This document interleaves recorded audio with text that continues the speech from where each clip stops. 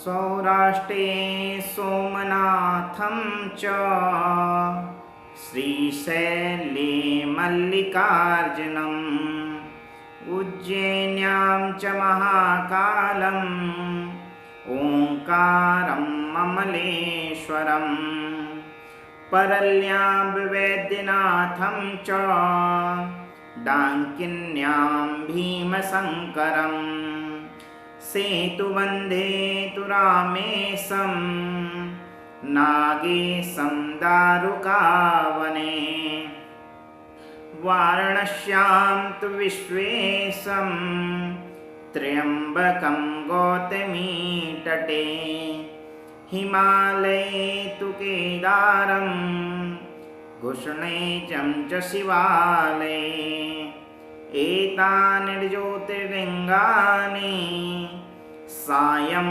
प्रातः पठे नरः सप्तजन्मकृतं पापं सम्रेण विनश्यति। मित्रों, आप सबका स्वागत है अपने इस YouTube चैनल पर। आप सबका प्रेम और सहयोग अब तक जैसा मिल रहा है, इसको आगे भी ऐसे ही बरकरार रखिएगा। आज सोमवती अमावस्या, सौर मास के अनुसार सावन का पहला सोमवार आज पड़ रहा है। शिव को अमावस्या वैसे भी प्रिय बताई गई है, तो शिव का प्रिय दिन भी है। सबसे पहले तो सोमवार वैसे ही भगवान को विशेष प्रिय है, क्योंकि सोम के इष्ट हैं भगवान शिव। उस पर अमावस्या भगवान का विशेष दिन। और आज हम कालों के काल महाकाल भगवान का जो तीसरा ज्योतिर्लिंग है, उज्जैन में स्थित महाकालेश्वर ज्योतिर्लिंग, इसके विषय में चर्चा कर रहे हैं। तो श्रेष्ठ भगवान की विशेष कृपा है, क्योंकि ऐसा कुछ सोचा नहीं था कि जब यह ज्योतिर्लिंगों की कथा प्रारंभ की कि सोमवती अमावस्या के दिन महाकाल का वर्णन आएगा, पहले सोचा नहीं था। किंतु भगवान शिव की ही कोई विशेष अनुकंपा है कि आज सोमवती अमावस्या के दिन महाकाल ज्योतिर्लिंग की चर्चा आप सबके सम्मुख कर रहा हूं। तो यह जो ज्योतिर्लिंग है अपने में विशिष्ट है। शिप्रा नदी के तट पर यह जो महाकाल के नाम से ज्योतिर्लिंग प्रसिद्ध है, मध्य प्रदेश की तीर्थ नगरी में यह उज्जैन का महाकाल ज्योतिर्लिंग स्थापित है और अपना विशेष महत्व इसका है। शास्त्रों में कहा गया है, आकाशे तारकं लिंगम पाताले हाटकेश्वरम भूलोके च महाकालो लिंगत्रय नमोस्तुते। अर्थात आकाश में तारकेश्वर लिंग, तारक लिंग, तारों के रूप में जो प्रतिष्ठित लिंग हैं, पाताल में हाटकेश्वर के रूप में जो प्रतिष्ठित लिंग हैं, और भूलोक में महाकाल के रूप में जो प्रतिष्ठित ज्योतिर्लिंग हैं, इनका अपना विशेष महत्व है। तो यह जो महाकालेश्वर ज्योतिर्लिंग है, यदि देखा जाए तो काल, एक समय को भी काल कहा जाता है और एक मृत्यु को भी काल कहा जाता है। तो काल के दो अर्थ हैं, समय और मृत्यु। तो महाकाल जो कालों के भी काल हैं, जो मृत्यु की भी मृत्यु हैं, इसलिए भगवान को मृत्युंजय कहा गया, मृत्युंजय महादेव। तो कथा आती है कि उज्जैन जो नगरी है, वहाँ के राजा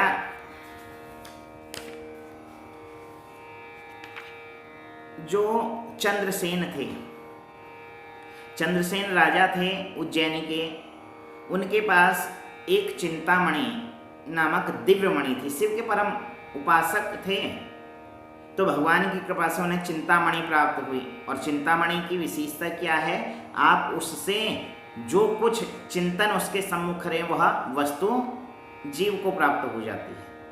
तो चिंतामणि राजा के पास थी और उस चिंतामणि के प्रभाव से वह राजाओं में सूर्य के समान दैदीप्यमान थे।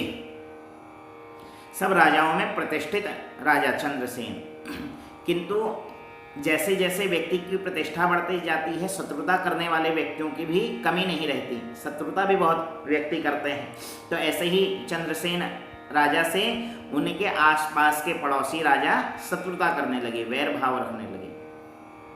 तो सबने सोचा कि चलो चंद्रसेन के राज्य पर आक्रमण कर दें और वहाँ विजय उससे प्राप्त करके उसका राज्य हम ग्रहण कर लें और उसकी मणि को हम प्राप्त कर लें। सब मणि की अभिलाषा को लेकर राज्य पर आक्रमण हो गया। तो राज्य में आक्रमण हुआ, किंतु यह राजा शिव के परम भक्त शिव का ही पूजन करने लगे, प्रत्येक क्षण महाकाल का जप करने लगे।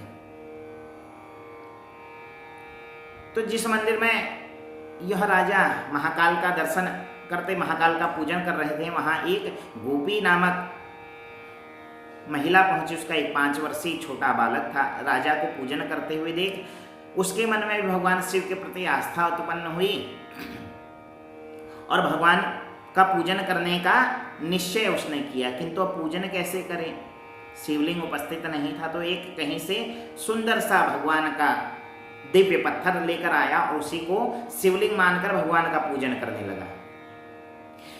श्रद्धा इतनी प्रगाढ़ हो गई, ध्यान लग गया। माता भोजन के लिए बुलाती, किंतु यह बालक भोजन के लिए भी नहीं गया। माता के बार बार बुलाने पर, क्योंकि ध्यान पर बालक बैठा हुआ था, तो माता की आवाज़ कानों तक नहीं पहुंची। माता वहां पहुंची, बार बार अनुरोध किया कि पुत्र भोजन के लिए चलो, भोजन बन गया है, भोजन के लिए चलो, भोजन बन गया है। किंतु यह पुत्र तो केवल भगवान की भक्ति पर ही लगा रहा। तो माता को अत्यधिक क्रोध आया। माता ने जो उसकी पूजन की सामग्री उसने अपने श्रद्धानुसार भगवान को अर्पित की थी, सब छिन्न भिन्न कर दी, सब फेंक दी।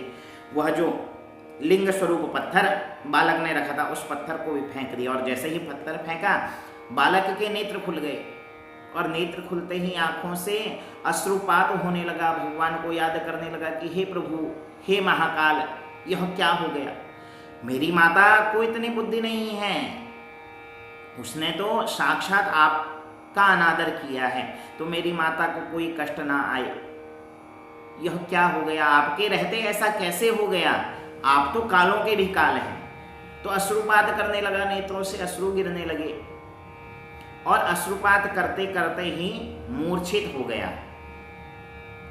तो जब बालक की मूर्छा खुली, देखा कि जहां उसने भगवान का वह पत्थर स्वरूप लिंग स्थापित किया है, भगवान का दिव्य मंदिर वहां बन गया है और स्वयं भगवान वहां प्रकट हुए हैं। उस स्थान को चमत्कृत कर दिया। राजा के कानों पर जब यह खबर पहुंची, तो राजा भी उस बालक के दर्शन के लिए पहुंचा। तो अन्य राजाओं के पास यह खबर पहुंची, तो अन्य राजा भी सब अचंभित हो गए। देखो कि जब चंद्रसेन के राज्य में इतना छोटा बालक शिव का इतना परम भक्त है, तो राजा चंद्रसेन तो शिव के ही भक्त हैं, हम उनको कोई हानि नहीं पहुंचा सकते। ऐसा मन में विचार आया, मन के भाव बदल गए और राजा के सम्मुख आकर उन्होंने राजा से क्षमा मांगी। तो राजा कहने लगे कि क्षमा करने वाला मैं नहीं, यह महाकाल है, महाकाल से क्षमा मांगो। तो सबने क्षमा याचना महाकाल के सम्मुख की। तो वहां महाकाल ज्योतिर्लिंग स्थापित हुआ। कहते हैं कि राजा विक्रमादित्य के बाद आज तक वहां कोई राजा नहीं हुआ, क्योंकि वहां के राजा स्वयं महाकाल हैं। रात्रि में किसी को भी वहां निवास करने की आज्ञा नहीं है उस क्षेत्र में। महाकाल के मंदिर के सम्मुख से कोई बारात नहीं गुजरती, कोई घोड़ा चढ़कर महाकाल के सम्मुख नहीं जा सकता। ऐसा महाकाल का प्रभाव है उस क्षेत्र में। प्रतिदिन भस्म आरती, चिता भस्म की आरती आज भी वहां महाकाल में भगवान की वह होती है। एक दूसरी कथा, दूषण नामक दैत्य था, वह ब्राह्मणों को नित्य प्रताड़ित करता, उनका हवन यज्ञ जप तप आदि में विघ्न डालता। तो एक ब्राह्मण भगवान के परम भक्त थे, भगवान के लिंग से लिपट कर रोने लगे कि प्रभु हमारी रक्षा करो, हमारी रक्षा करो, इस दूषण नामक दैत्य से हमारी रक्षा करो। तो जैसे ही वह दैत्य उस ब्राह्मण को मारने के लिए उपस्थित हुआ, भगवान स्वयं उस लिंग से प्रकट हुए और केवल हुंकार मात्र से उस दैत्य का विनाश किया।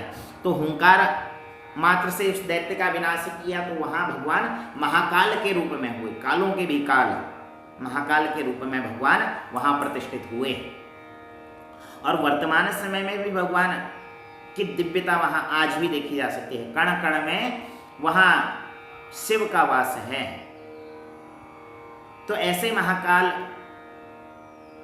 का पूजन हम सब करें, वंदन करें, चिंतन करें, क्यों भगवान तो भाव के भूखे हैं। यदि भाव है, जैसे वह 5 वर्ष के बालक ने केवल पत्थर का लिंग स्थापित किया, उससे महाकाल को प्रकट करवा दिया, क्योंकि भाव था हृदय में। तो उसी भाव के साथ हम सब भगवान का पूजन करें। महाकाल की कथा अनंत है, मुख द्वारा वर्णन नहीं हो सकता, किंतु अल्प बुद्धि के अनुसार केवल स्पर्श मात्र करने का प्रयास किया। कथा तो इतनी है कि रात दिन कहते जाओ, हरि अनंत हरि कथा अनंता। माता सरस्वती भी यदि स्वयं गुणगान करने लगे तो शायद उनमें भी वह सामर्थ्य नहीं। तो मैं तो एक तुच्छ सा जीव कैसे परमात्मा की गुणगान कर सकता हूँ। केवल स्पर्श मात्र का प्रयास किया। यदि कोई त्रुटि हुई हो तो उसके लिए क्षमा। और वीडियो यदि पसंद आए तो लाइक कीजिए, शेयर कीजिए। जिन्होंने चैनल अभी तक सब्सक्राइब नहीं किया है, चैनल को सब्सक्राइब कीजिए। कल अन्य ज्योतिर्लिंग के विषय में कुछ चर्चाएं लेकर आपके सम्मुख फिर उपस्थित होऊंगा। इसी के साथ आज की राधे राधे, जय श्री राम, हर हर महादेव।